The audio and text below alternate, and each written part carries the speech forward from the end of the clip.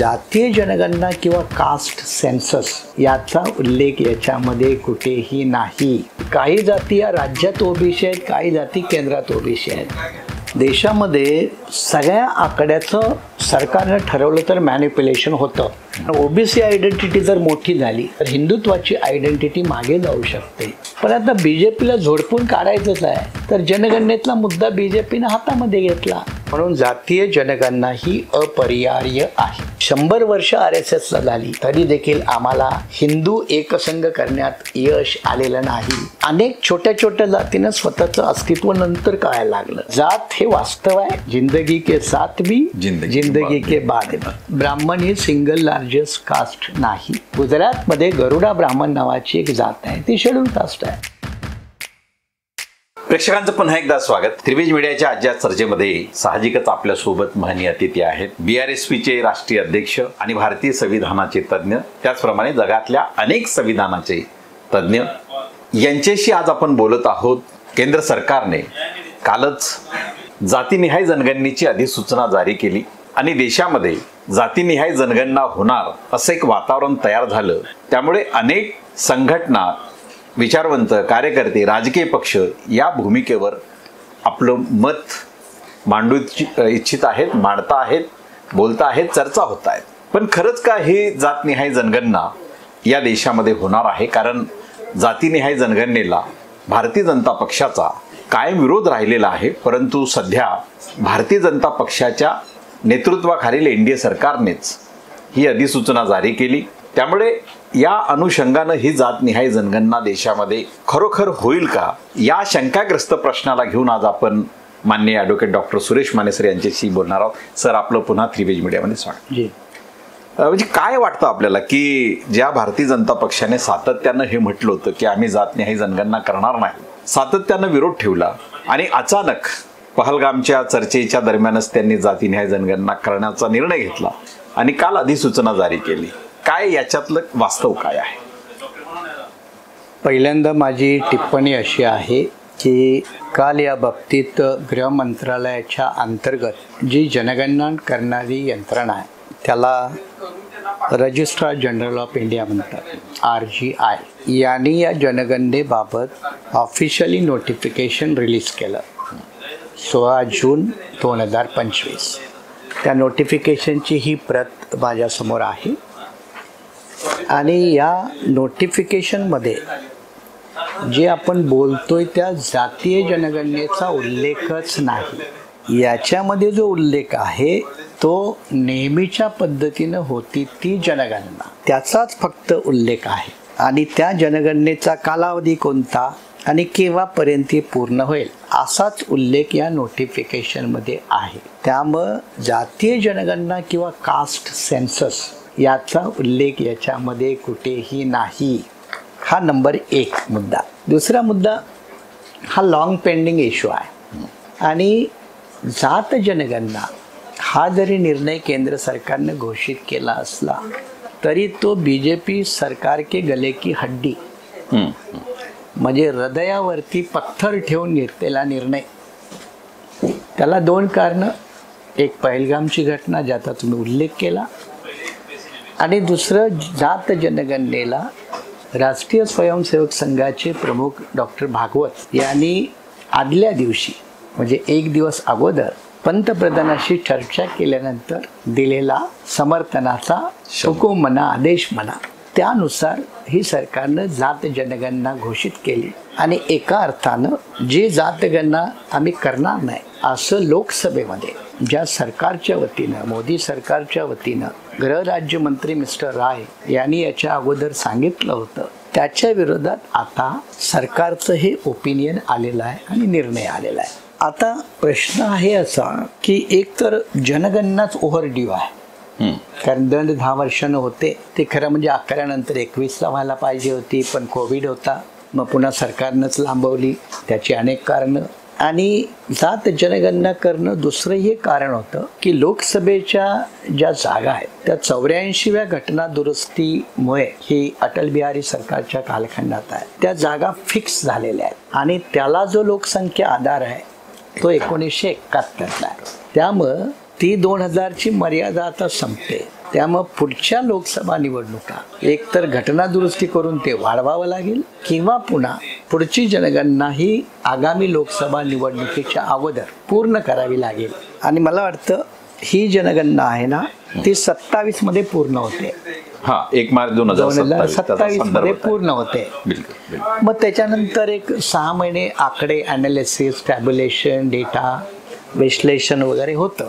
म्हणजे 27 वर्षाच्या डिसेंबरपर्यंत हे सगळं पूर्ण होईल. आणि मग 29ला लोकसभा निवडणुका आहेत. त्यामुळे 29च्या लोकसभेच्या अगोदर हे करणं गरजेचं आहे. म्हणजे लिगली आणि कॉन्स्टिट्युशनली. शिवाय जात जनगणना मग अशी मी म्हणालो की सरकारचं हे जे पाऊल आहे ते हृदयावरती दगड ठेवून घेतलेलं आहे. त्याचं कारण असं की 2024च्या लोकसभेच्या निवडणुकीमध्ये हा एक प्रमुख मुद्दा विरोधकांच्या हातात होता. तो त्यांनी निवडणुकीत वापरला. म्हणजे एका बाजूला संविधान, दुसऱ्या बाजूला लोकशाही संरक्षण, तिसऱ्या बाजूला जनगणना या मुद्द्याचा वापर केला. आणि त्याचा फटका स्वतः BJPला प्रभू रामचंद्राच्या राज्यात त्यांना वाटलं होतं अयोध्येनंतर मोठं संख्याबळ वाढेल, देशात 400च्या पार जाईल. पण झालं उलटं. उत्तर प्रदेशमध्ये BJP खाली आली, 32 जागावर की काहीतरी आली आणि देशामध्ये BJP अल्पसंख्याक सरकारमध्ये आली.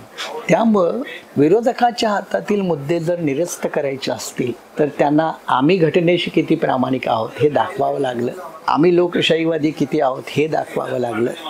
आणि मग आमचा जनगणनेला विरोध कसा नाही हे सुद्धा दाखवण्यासाठी पहलगाम या हल्ल्याच्या पार्श्वभूमीवर हे निर्णय सरकारला घेणं भाग पडलं. त्यामुळं ही सरकारची मजबुरी आहे. पण सर, म्हणजे आपण जसं म्हणतो बोलीभाषेमध्ये की दाखवायचे दात वेगळे आणि खायचे दात वेगळे, तसंच तुम्ही ही जी नोटिफिकेशन दाखवली याच्यामध्ये जातीनिहाय जनगणनेचा शब्दच नाही, उल्लेखच नाही.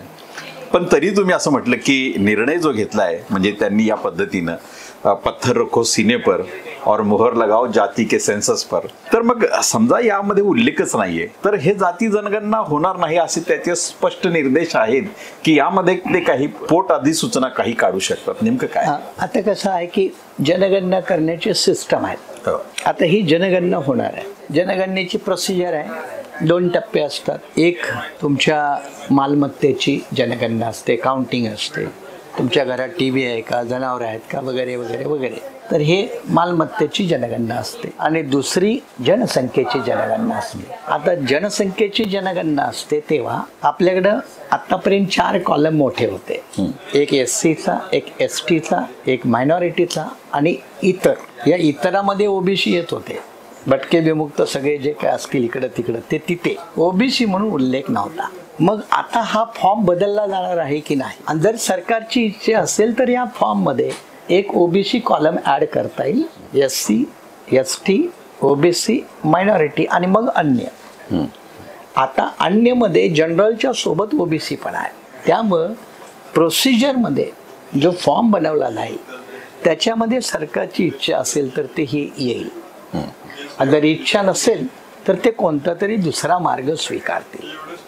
तो कोणता स्वीकारतील तो अजून आपल्या समोर नाही. पण समजा त्यांनी OBC कॉलम ॲड करायचा निर्णय घेतला तर त्यामध्ये पुन्हा दुसरा प्रश्न आहे की काही जाती या राज्यात OBC आहेत, काही जाती केंद्रात OBC आहेत. मग जेव्हा जे एन्युमरेटर तुमच्या घरी येतील त्यांनी जात सांगितली तर ते लोक अभ्यासू जर नसतील तर ती कुठलीही जात इकडं तिकडे करतील आणि त्या ठिकाणी मॅनिप्युलेशनला खूप मोठा स्कोप असेल. आणि त्याचाच कदाचित नक्की वापर सरकार करू शकतं. आणि हा वापर जर केला तर जे वास्तव लोकसंख्या OBCची देशासमोर येणं गरजेचं आहे. आरक्षणासाठी, नियोजनासाठी, मंत्रालयासाठी, बजेटसाठी जे येणं गरजेचं आहे ती येत नाही किंवा ते येण्यात अपयश येईल आणि सरकार OBC जनगणनेचा मुद्दा हाणून पाडेल असंही होऊ शकतं. बिलकुल. ही जनगणना म्हणजे अधिकृतपणे ती डिजिटल पद्धतीनं केली जाईल. सध्याचं युग तंत्रज्ञानात्मक युग आहे. डिजिटल पद्धतीचे काही फायदे आहेत. पण समजा ही जनगणना जर डिजिटल पद्धतीने झाली तर जे सरकार सध्या ते करत आहे तर ते त्याच्यातली आकडेवारी बदलू शकते का, रिपीट किंवा लपवू शकते का, असं काही होण्याचा धोका यामध्ये आहे का? बरोबर आहे प्रश्न की पहिल्यांदाच भारताच्या इतिहासामध्ये हे डिजिटल सेन्सस आहे. डिजिटल सेन्सस म्हणजे इक्विपमेंटचा वापर, विशेषतः ॲप्स वगैरे. आणि या सेन्सर्समध्ये ही सोय असणार आहे की काही लोकांना आपली स्वतःची इन्फॉर्मेशन ते ॲप डाउनलोड करून देता येणार आहे. आणि जे काही तुमच्याकडे माहिती घ्यायला येतील त्यांना एक ॲप बनवून सरकार देईल आणि ते मोबाईलमध्येच असेल. त्यामुळे कागदावरती काही लिखापडी असणार नाही, ती त्या ॲपमध्येच डायरेक्ट फीड केली जाईल. आता तुम्ही जो भीती व्यक्त केली, चिंता व्यक्त केली, ती खरी आहे. देशामध्ये सगळ्या आकड्याचं सरकारनं ठरवलं तर मॅनिप्युलेशन होतं. विशेषतः बघा, अनेक राज्य आपल्या राज्यात क्राईम रेट कमी दाखवण्यासाठी FIRच नोंदवून घेत नाहीत, तसे आदेश पोलीस स्टेशनला देतात किंवा आले तर ती आकडेवारी कमी करतात. तसं या ठिकाणी डेटा मॅनिप्युलेशन संभव आहे. कारण डेटा मॅनिप्युलेशन का संभव आहे तर ओबीसीची खरंच आकडेवारी जास्त संख्या प्रमाणात पुढे आली तर BJP RSS आपल्या हिंदुत्वाच्या अजेंडावर कोलमडण्याची शक्यता आहे, बॅकस्टेजला येण्याची शक्यता आहे. कारण ओबीसी आयडेंटिटी जर मोठी झाली तर हिंदुत्वाची आयडेंटिटी मागे जाऊ शकते. हे जे RSSचं मेन दुखणं आहे. आणि म्हणून ज्यासाठीच आजपर्यंत RSSनं विरोध केला की हिंदू एकतेला ओबीसी घटक मोठा झाला किंवा काही नवीन जातीची कास्ट आयडेंटिटीवरती आली तर हिंदू एकता हे जे काही BJP RSSचा अजेंडा आहे त्याला छेद जातोय. म्हणून तिथं डेटा मॅनिप्युलेशनची शक्यता आहे. नंबर 1. नंबर 2, डेटाला ॲनालिसिसमध्ये 2 प्रकारचा डेटा आपण म्हणतो. एक रिअल डेटा आणि एक कन्व्हिनियंट डेटा. तर जेव्हा रिअल डेटा हा सोयीस्कर नसतो तेव्हा त्याला अल्टरनेट डेटा तयार केला जातो आणि अल्टरनेट डेटा हा कन्व्हिनियंट डेटामध्ये बदलला जातो. म्हणजे जे सोयीचं नाही ते सोयीचं करून घेणं आणि तशा पद्धतीची मांडणी करणं. तर तो एक धोका या ठिकाणी संभव होऊ शकतो. आणि तिसऱ्या ठिकाणी या डेटाचा उपयोग BJP मात्र मोठ्या प्रमाणात करेल तो SCचे तुकडे करण्यामध्ये, STचे तुकडे करण्यामध्ये, OBCचे तुकडे करण्यामध्ये, त्यांचं सब कॅटेगरी करण्यामध्ये. त्याला सुप्रीम कोर्टानं गवईच्या जजमेंटनं मान्यता दिल्यामुळं त्यांच्या हातात लायसन्स आलेला आहे. काय काँग्रेस राज्यानं तेलंगणासारख्या राज्यात हे करून घोडचूक केलेली आहे. त्यामुळं काँग्रेसही त्याला विरोध करू शकणार नाही आणि सुप्रीम कोर्टही विरोध करू शकणार नाही. त्यामुळे SC ST OBCचं आणखीन इंटरनल डिव्हिजन BJP करणार. ते फायद्यासाठी करणार, वोट बँक पॉलिटिक्ससाठी करणार, स्वतःची राजनीतिक मजबूत करण्यासाठी करणार. पण हे जरी राजकारणासाठी ते करत असतील तर त्यांचा हिंदुत्वाचा अजेंडा मागे पडणार. बिलकुल. पण सर, म्हणजे सर्वात महत्त्वाची ही जी मागणी होती जातीनिहाय जनगणनेची, ही खास करून म्हणजे आंबेडकरी पक्ष संघटनांनी ती सातत्यानं लावून धरली, परंतु ती खरी मागणी OBC राजकीय नेतृत्वाची होती. कारण त्यांच्याकडे कुठलाही डेटा नाही. आणि काही महिन्यांपूर्वी, वर्षांपूर्वी सर्वोच्च न्यायालयाने हा डेटा मागितलाय की OBCंना जर आरक्षण द्यायचं असेल त्यांचा डेटा द्या. तर ह्या गोष्टी असल्यामुळे आणि BJPचा या सगळ्या गोष्टीला विरोध असतानाही आज निर्णय जो घेतला, मगाशी आपण म्हटलं की भागवत यांची त्यांनी कन्सेंट जरूर घेतली, परंतु कुठलंही आंदोलन नाही, कुठली मागणी नाही, कुठलाही तणाव नाही एकूण सामाजिक क्षेत्राचा, तरी एकाएकी हा निर्णय हे सरकार का घेतंय? नाही, मी मगाशी 2-3 कारणं त्याची दिली की दगड हृदयावर ठेवून हा निर्णय घेतला. हा इच्छेचा निर्णय नाही, अनिच्छेचा आहे. पहलगामची घटना, विरोधी पक्षांना मिळालेला मुद्दा, या पार्श्वभूमीवर संविधान, लोकशाही रक्षण आणि मग जनगणना हा मुद्दा विरोधकाच्या हातातून काढण्यासाठी तो त्याने घेतला. मी मगाशीच म्हणालो. हे 3-4 कारणं त्याची दिली. आता राहिलं की OBC जनगणनेचा मुद्दा आजचा नाही. 2010 साली पार्लमेंटमध्ये याच्यावर विस्तृत चर्चा झाली होती आणि ती चर्चा काही आंबेडकरी नेत्यांनी केली असं नाही. त्याच्यामध्ये समाजवादी पार्टी होती, त्यांच्यामध्ये लालू प्रसाद यादव होते, त्यांच्यामध्ये इव्हन खुद्द BJPचे दिवंगत गोपीनाथ मुंडे होते. त्यांनी तो मुद्दा लावून धरला होता. नाशिकचे भुजबळ होते, मला वाटतं पुतण्या होता त्यांचा समीर, त्यांनी हे मुद्दे लावून धरले होते. त्यामुळे आंबेडकरवादी मंडळींनी पार्लमेंटमध्ये आणलं नाही. आपल्यासारख्या मंडळींनी, आमच्यासारख्या पक्षांनी, आंबेडकरवादी लहानसहान पक्ष संघटनांनी तो सामाजिक राजकीय वातावरणामध्ये मुद्दा तापत ठेवला. पण यांना पार्लमेंटमध्ये फारसं प्रतिनिधित्व नसल्यामुळं त्याचं पार्लमेंटमध्ये प्रतिनिधित्व मात्र उमटलं नाही. खरं आहे. आता जो प्रश्न आहे की 2010 साली UPA काँग्रेसचं सरकार होतं आणि काँग्रेसनं सुद्धा नेहरूच्या कालखंडापासून ते 2014 पर्यंत जनगणना केली नाही. जातीय जनगणनेला त्यांनी विरोध केला. पण आता बीजेपीला झोडपून काढायचंच आहे तर जनगणनेतला मुद्दा बीजेपीनं हातामध्ये घेतला आणि देशामध्ये बहुसंख्यक असणारा ओबीसी हिंदुत्वाच्या लाटेतून जर बाहेर काढायचा असेल तर त्याला ओबीसी आयडेंटिटी देणं हे गरजेचं आहे. म्हणून ओबीसी जनगणनेतला मुद्दा राहुल गांधी आणि काँग्रेसने घेतला. तो काही त्यांचा फार प्रिय अजेंडा आहे असं नाही. आता त्याचा काय परिणाम होईल की देशभर या ओबीसी चळवळीतून आलेल्या लोकांचा अजेंडा काँग्रेसला वाटतं ओबीसी आमच्या, बीजेपीला वाटतं ओबीसी तसाही आमच्या सोबत आहे. पण युपी मध्ये निवडणुकीत फटका बसला, लोकसभेला देशभर फटका बसला. मग तो आपली राजकीय वोट बँक म्हणून घसरता कामा नये ही खबरदारी बीजेपीने घेतली आणि म्हणून संघ परिवाराचा विरोध असताना देखील हा मुद्दा त्यांनी पुढे आणून रेटला. पण मी पुन्हा म्हणालो की किती प्रामाणिकपणाने जातगणना हे करतील त्यात संशय आहे, पण फार काळ फसवू शकत नाहीत हे देखील सत्य आहे. बिलकुल बिलकुल. ही जर हा जो सेन्सस आहे, म्हणजे आता तुम्ही मगाशी उल्लेख केला की याच्यामध्ये जातीय जनगणना करण्याचा कुठेही उल्लेख नाही, परंतु त्या संदर्भात काही गोष्टी होऊ शकतात. पण ही जातनिहाय जनगणना झाली, बीजेपीला आणि खास करून संघ परिवाराला अपेक्षित नाही की ओबीसी आयडेंटिटी वाढावी. यासाठी ते काही तुमच्या अनेक वेळा बोलण्यातून जो संदर्भ येतो की रोहिणी आयोग असेल, उपवर्गीकरण असेल, आदिवासींचं डिलिस्टिंग असेल, तर या सगळ्या संदर्भाचा म्हणजे जाती व्यवस्था जेवढी विखरेल तेवढं तिचं जे काही मजबूतीकरण आहे ते कमी होत जाईल, दुष्परिणाम बाहेर येतील. तर याच्यातून जाती निर्मूलनाच्या दिशेने काही प्रवास सुरू होतो का, असं काही यामुळे संभवू शकतं का? मला वाटत नाही तसं. पहिल्यांदा एक बघा, जात हे भारतातील वास्तव आहे. जाती संस्था भारताच्या समाज व्यवस्थेचा प्रमुख आधार आहे आणि म्हणून जातीय जनगणना ही अपरिहार्य आहे. नंबर एक. नंबर दोन, मी मगाशी म्हटलं की जात जनगणनेमुळे अनेक छोट्या छोट्या उपेक्षित जाती आपली कास्ट आयडेंटिटी घेऊन पुढे येतील. जसं मंडल आयोगाच्या शिफारसीनंतर अनेक ओबीसी जाती आपल्या कास्ट आयडेंटिटी घेऊन पुढे आल्या, त्याला एक असर्टिव्हपणाचं रूप मिळालं. तसं आणखीन काही ओबीसी मधल्या 2, 3, 4, 5 क्रमांकावरच्या जाती कास्ट आयडेंटिटी घेऊन पुढे येतील. जात हे त्यांचं कॅपिटल असेल, भांडवल असेल, त्याचा उपयोग राजकारणासाठी, समाजकारणासाठी ते करतील. कारण जात हे अजूनही भारतामध्ये समूहाला एकत्रित करण्याचं, अजेंडा ठरवण्याचं आणि आक्रमण करण्याचं एक सोपं साधन आहे, सहज उपलब्ध साधन आहे आणि त्याचा वापर समाजकारणात आणि राजकारणात होतो हे आपण वारंवार पाहिलेलं आहे. त्यामुळं जात विश्लेषणाकडे हा मुद्दा जाईल असं काही त्यातून आपल्याला कुठला संकेत मिळत नाही. उलट तुम्ही जो म्हटला किंवा मी म्हणालो की रोहिणी आयोगाच्या माध्यमातून ओबीसीचं तुकडेकरण होईल, उपवर्गीकरण नावाच्या खाली SC STचं तुकडेकरण होईल, आदिवासीचं होईल, डिलिस्टिंगच्या नावाखाली पुन्हा आदिवासी भरकटला जाईल आणि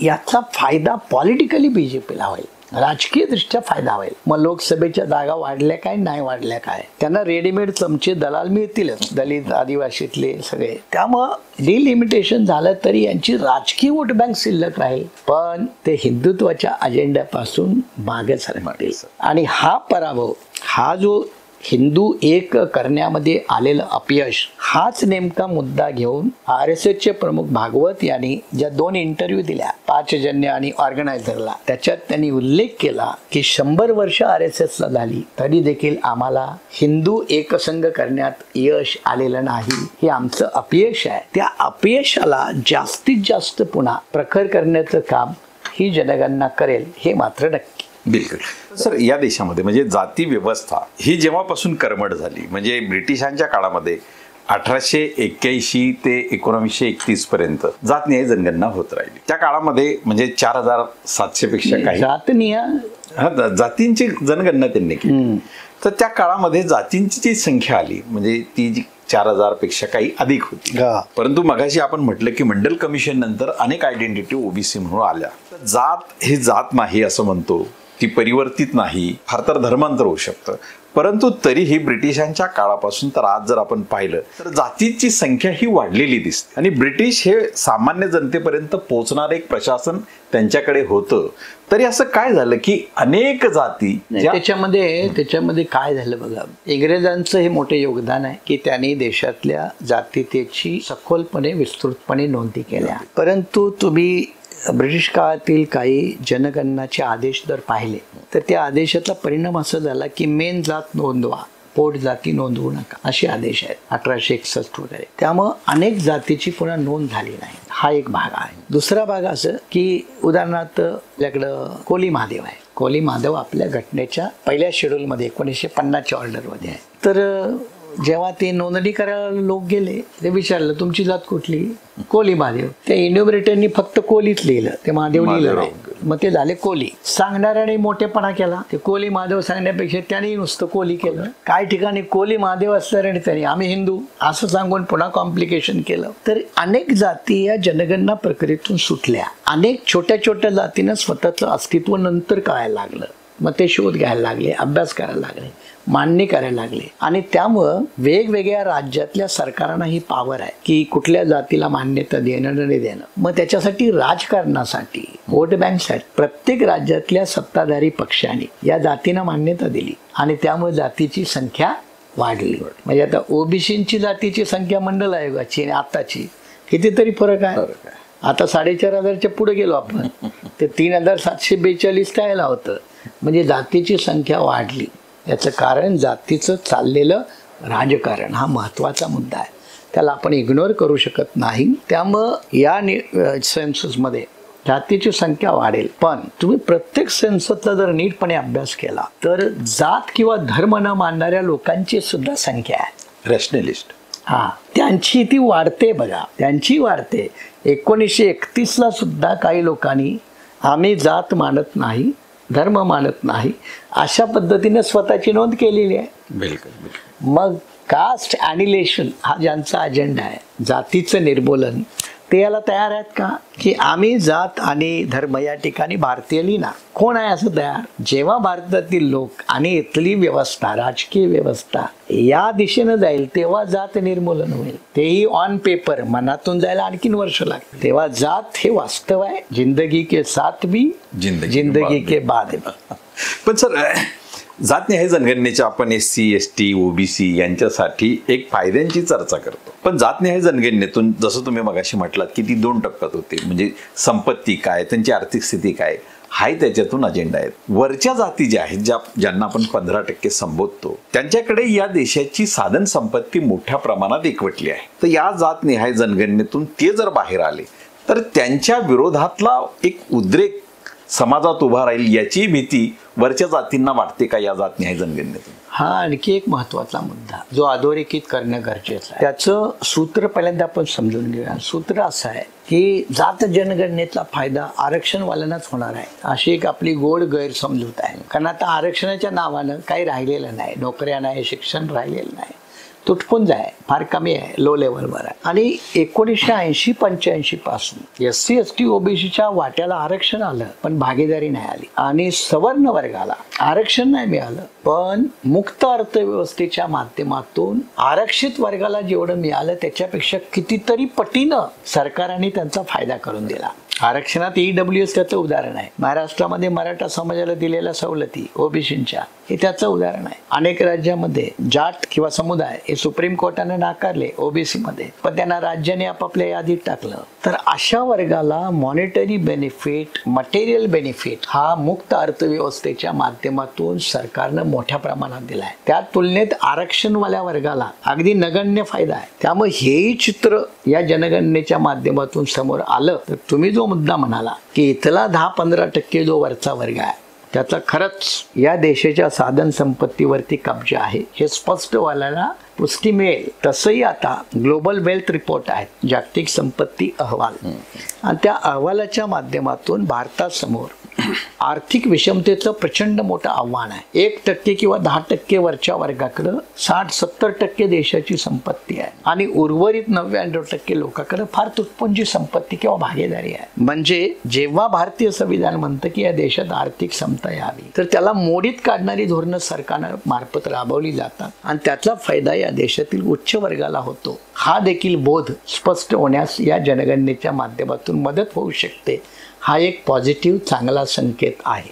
बिलकुल सर, ब्रिटिश इंडियामध्ये जी जातनिहाय जनगणना झाली त्या जातनिहाय जनगणनेमध्ये सिंगल लार्जेस्ट कास्ट असं सांगितलं जातं की ब्राह्मण. तर हे वास्तव आहे का की समजा सिंगल लार्जेस्ट कास्ट म्हणून जर ब्राह्मण देशासमोर येत असतील तर त्याचे म्हणजे अधिकृतपणे ते मानलं जातं मनातून की प्रत्येक राज्यामध्ये ते आहे. तो एक वर्ण म्हणू नये, जातही म्हणू नये. तर समजा या जनगणनेतून जर तसं काही बाहेर आलं तर पुन्हा या देशाच्या सामाजिक आणि राजकीय स्थितीवर त्याचे काही परिणाम होतील का? पहिल्यांदा ब्राह्मण ही सिंगल लार्जेस्ट कास्ट नाही. इंग्रजांनी त्या काळी मांडलं असेल, कदाचित इतर जातीचं विस्तृत विवरण नसेल. जशी आता राज्य आणि केंद्र स्तरावरचे विविध अहवाल उपलब्ध आहेत तेवढे अहवाल नसतील. जेवढं आज सोशॉलॉजिकल जातीच्या बाबतीत अभ्यास होतो तेवढा इंग्रजांच्या काळात झाला असं म्हणणं धाडसाचं होईल. त्यामुळे पहिल्यांदा ब्राह्मण ही सिंगल लार्जेस्ट जात नाही, कम्युनिटी नाही. दुसरी गोष्ट, ज्या नावात ब्राह्मण आहे, जातीत ब्राह्मण उल्लेख आहे, तर अशा अनेक ब्राह्मण जाती या ओबीसी मध्ये आहेत. अच्छा. अनेक राज्यामध्ये. अच्छा. त्याचं काय तुम्ही करणार आहात? गुजरातमध्ये गरुडा ब्राह्मण नावाची एक जात आहे, ती शेड्यूल कास्ट आहे. त्यामुळं नामसापेक्ष ब्राह्मण शब्द आला म्हणून ते ब्राह्मणच आहेत हे समजण्याची गरज नाही. आणि जसं सुप्रीम कोर्ट म्हणालं गवईंचं जजमेंट की शेड्यूल कास्ट हा एक जिन्सी नाही, तसं ब्राह्मण समाज सुद्धा एक जिन्सी नाही, मराठा समाज सुद्धा एक जिन्सी नाही, मुस्लिम समाज सुद्धा एक जिन्सी नाही. त्याच्यात अंतर्गत लेअर आहेत. मग आपल्याला माहिती आहे चित्पावन ब्राह्मण स्वतःला सगळ्यात उच्च कोटीतले, देशस्थ आणि कराडे ब्राह्मण म्हणजे अगदी कनिष्ठ. तर ही जात व्यवस्थेची उतरंड आहे आणि त्यामुळं ब्राह्मण हा सिंगल लार्जेस्ट कम्युनिटी वगैरे आहे हा जो काही खोडसापणातला भाग आहे त्याच्यात काही अर्थ नाही, ते तथ्यहीन आहे. दुसरी गोष्ट अशी की आपल्या देशामध्ये दोन समूह तर एकत्रित आहेत कॉन्स्टिट्युशनली, एक शेड्यूल कास्ट आणि एक शेड्यूल ट्राईब आणि तिसरा मायनॉरिटी. तर या तीन नावाने ते एकत्रित होतात आणि त्यामुळे ते मोठे होतात. ओबीसी हा काय होमोजिनियस क्लास आहे का?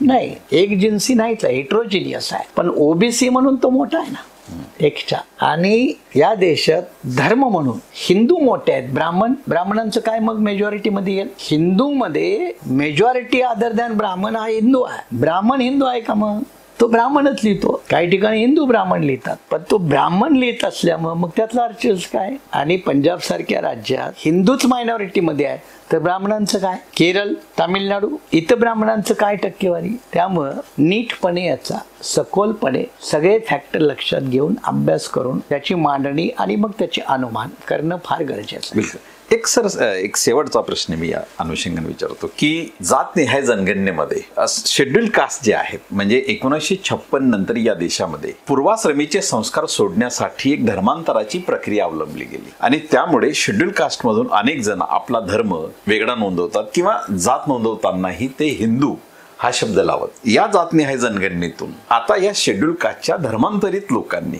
नेमकं काय नोंदवलं पाहिजे आणि त्याचे राजकीय आणि सामाजिक परिणाम आणि दुष्परिणाम नेमके काय असतात? हा व्यवहारी आणि करंट मुद्दा आहे. अनेक लोकांनी हिंदू धर्माचा त्याग केला. म्हणूनच म्हटलं मगाशी की RSSचा जरी 100 वर्ष झाली तरी ते हिंदूला एकसंघ करण्यात अपयशी झाले. त्याची अनेक कारणं आहेत, त्यातलं एक धर्मांतर. आणि धर्मांतर हे अनेक लोकांनी हिंदू धर्म का सोडला याचं जोपर्यंत विवेचन RSS वाली मंडळी स्वीकारत नाही तोपर्यंत त्यांना ते समजणार नाही. त्याचं सरळ दुसरी बाजू आहे. मुसलमान काही एवढे बाहेरनं नाही आले, महाराष्ट्रातील बौद्ध काही बाहेरनं नाही आले, ख्रिश्चन काही परदेशातून नाही आले, ते हिंदू धर्मातूनच बाहेर पडले म्हणून त्यांची संख्या आहे. आता तुमचा जो मुद्दा आहे की आजपर्यंत तरी कायदा असा आहे की SCनं धर्म बदलला तर तो SC राहत नाही, STनं कुठलाही धर्म घेतला तरी तो STच राहतो. हा आजपर्यंत कायदा आहे, नियम आहे आणि तो कायदेशीर आहे. आता SC मध्ये आपण 2-3 धर्मांतर घेऊ. एक बुद्धिस्ट आहे, एक शीख आहे आणि एक ख्रिश्चन आहे. त्यातल्या जे SC मधून शीख झाले त्यांना शेड्यूल कास्ट मानलं जातं राज्य स्तरावर आणि केंद्र स्तरावर. ही घटना दुरुस्ती होऊन मान्यता आहे. बौद्ध जे आहेत जे SC मधून कन्वर्ट झाले, ब्राह्मणामधून बौद्ध नाही, SC मधून जे कन्वर्ट झाले बौद्ध जातीच्या यादीतले 37 त्या पूर्वीच्या SCच्या लिस्ट मधल्यातले लोक जे कन्वर्ट झाले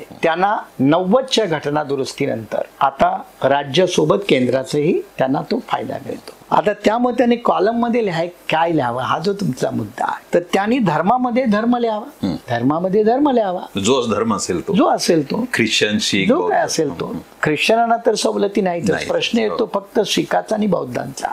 तर त्याने जो धर्म आहे तो धर्म लिहावा. कॅटेगरी विचारली तर SC किंवा ST तर एससी लिहावी. आणि एससी कॅटेगरी लिहून कुठली जात विचारली तर धर्मांतराच्या पूर्वीची जात सांगावी. धर्मांतराच्या पूर्वीची, कारण त्या जातीतून त्यांनी धर्मांतर केलेलं आहे. ती जात त्या एससीच्या यादीमध्ये असली पाहिजे. ती जात जर तिथे आली तरच त्याला एससी मानलं जाईल. त्यामुळं इथं थोडीशी कसरत आहे.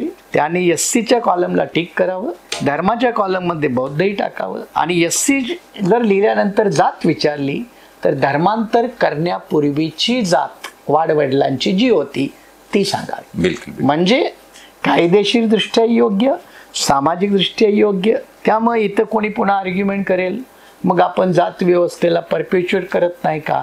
जात व्यवस्थेला परपेच्युएट करण्याचा प्रश्न नाही. तुमचे वाड वडील त्या जातीचे होते, आजोबा त्या जातीचे होते, त्याच्यानंतर तुमच्या वडिलांनी धर्मांतर केलं. या दोन्ही सत्य स्थिती आहेत ना. मग त्या सत्य स्थिती रेकॉर्डवर यायला का नको? त्या लपवण्यात काय अर्थ आहे? ती लपवली म्हणून जात काही निर्मूलन होत नाही. आणि ते सांगितलं म्हणून काही जात तुमची फार मोठी भांडवल होते आणि तुमच्या अन्याय अत्याचार होत नाही असं काही नाही. त्यामुळं आयडियोलॉजिकली एका दृष्टिकोनातून पाहणं आणि व्यवहार दृष्टिकोनातून त्याच्याकडे पाहणं, हा फरक जर समजून घेतला तर नोंदी करताना अशा जर नोंदी केल्या तर तांत्रिक अडचणी येणार नाहीत. आणि तुम्ही एससी म्हणून उद्या बजेट आहे, तुमच्या राखीव जागा आहेत, आरक्षणाचा कोटा आहे.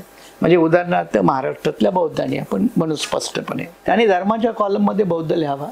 नवबौद्ध हा काही धर्म नाही, त्यामुळे बौद्धच लिहावं. एससीच्या कॉलममध्ये टिक करावे एससी म्हणून. आणि पूर्वाश्रमीची जात कोणती तर महार असेल किंवा हिंदू महार असेल ती स्पष्ट सांगावी. असं जर केलं तर आज महाराष्ट्रातल्या बौद्धांना अजून एससी मध्ये काउंट नाही केल्यामुळं ही लोकसंख्या 13वर आहे. हे जर टोटल काउंट झालं तर लोकसंख्या 17वर जाईल, 18वर जाईल, 18% जाईल महाराष्ट्रात. आणि मग तुमचं बजेट वाढेल, विधानसभा लोकसभेच्या सीटा, लोकल बॉडीच्या सीटा, हे सगळं वाढ होईल ना. मग ती वाढ करून घ्यायचं असेल तर तुम्हाला वस्तुस्थिती ही नोंदवलीच पाहिजे. अतिशय महत्त्वाचं प्रतिपादन म्हणजे डॉक्टर सुरेश माने सर यांनी जे सांगितलं की गेली 2 दिवस देशामध्ये जातनिहाय जनगणना हे सारखं रटलं जातंय, पण खऱ्या अर्थाने त्यांनी आपल्या समोर ती प्रतच दाखवली ज्याच्यामध्ये जातनिहाय जनगणनेचा कोणताही उल्लेख नाही. दुसरी गोष्ट की जातीनिहाय जनगणना करणं ही हिंदू आयडेंटिटी कमी होईल या भीतीनं संघ भाजप परिवार नाकारत असला तरी आज परिस्थितीचा रेटा असा आहे की त्यांना ते करणं क्रमप्राप्त आहे. आणि तिसरी अतिशय महत्त्वाची गोष्ट की जी शेड्यूल कास्ट अनुसूचित जातीमधील अनेक लोक धर्मांतरित झालेले आहेत आणि खास करून 1956 नंतर त्यांच्यासमोर आजही प्रश्न आहे की आपण काय नोंदवावं ज्याच्यातून राजकीय रिझर्वेशन हे मोठ्या प्रमाणात कमी होतं, नोकऱ्यांचं प्रमाण कमी होतं, अशी एक भीती असते. परंतु त्यावर उपाययोजना नेमकी काय आहे, वस्तुस्थिती स्वीकारून ती मांडणं सरकारच्या कागदपत्रामध्ये ही उपाययोजना त्यांनी सांगितली. डॉक्टर माने सरांनी आपल्याला जातनिहाय जनगणनेच्या बद्दल विस्तृत आणि त्यामागील वास्तव हे सगळं उलगडून सांगितलं. त्याबद्दल त्यांचं त्रिवेज मीडियाकडून मनापूर्वक आभार सर. धन्यवाद. धन्यवाद तुम्हाला. मित्र हो, गेली 12 वर्ष त्रिवेज मीडिया तटस्थ पत्रकारितेचा आणि खास करून फुले शाहू आंबेडकर विचारांना घेऊन सातत्यानं आपली पत्रकारिता करत आहे. पत्रकारितेच्या क्षेत्रामध्ये निश्चितपणे साधनांची एक मुबलकता लागते, परंतु तरीही 12 वर्ष आम्ही हे चालवलेलं आहे. आता तटस्थ पत्रकारितेसाठी निश्चितपणे आपल्या मदतीची गरज आहे आणि ही मदत करण्यासाठी आपण आपल्या यथाशक्तीप्रमाणे आमच्या ह्या स्कॅन कोडवर स्कॅन करून आपली मदत देऊ शकता. आपल्या यथाशक्तीप्रमाणे त्रिवेज मीडियाच्या एका दमदार वाटचालीसाठी आणि तटस्थ पत्रकारितेच्या वाटचालीसाठी आपलं हे योगदान आवश्यक आहे. धन्यवाद.